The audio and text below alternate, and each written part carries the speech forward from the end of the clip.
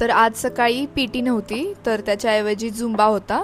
तर ते कंप्लीट करून आम्ही ब्रेकफास्टला गेलो. ते झाल्यानंतर आज आम्हाला ते इलेक्ट्रिकल हायड्रोफॉईल जे मी काल सांगितलं होतं ते बोटचं आम्हाला काल प्रॅक्टिकल झालं, पण आज आमचा नंबर होता तर त्याचं ते करायला गेले.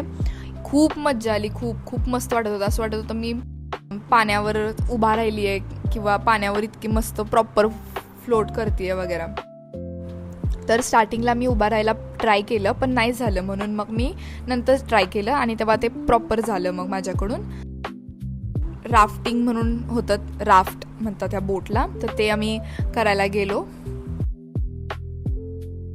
स्टार्टिंगला मी बसताना फ्रंट साईडला बसले, पण नंतर सरांना कळालं मी आगाव आहे काहीतरी कारभार करणार म्हणून मग सरांनी मला उठवून हे मागं बसवलं आणि मागच्या मुलीला पुढं बसवलं.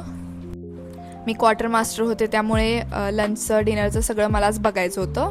तर तिथे मेसच्या तिथे जाऊन मी वेट करत होते की कधी होतं आहे सगळं प्रॉपर मॅनेजमेंट केली. नंतर मग मी जेवायला बसले.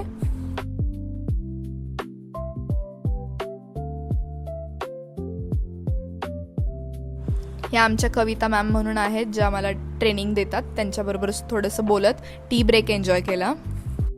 मग नंतर प्लेइंग टाईमला सगळेजण बाहेर बसलो.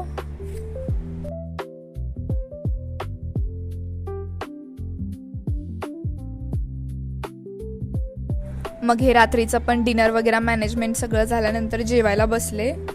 झोप जरा पण झाली नव्हती, तर खूप असं टायर्डनेस झाला होता मला आणि मग नंतर झोपून गेले.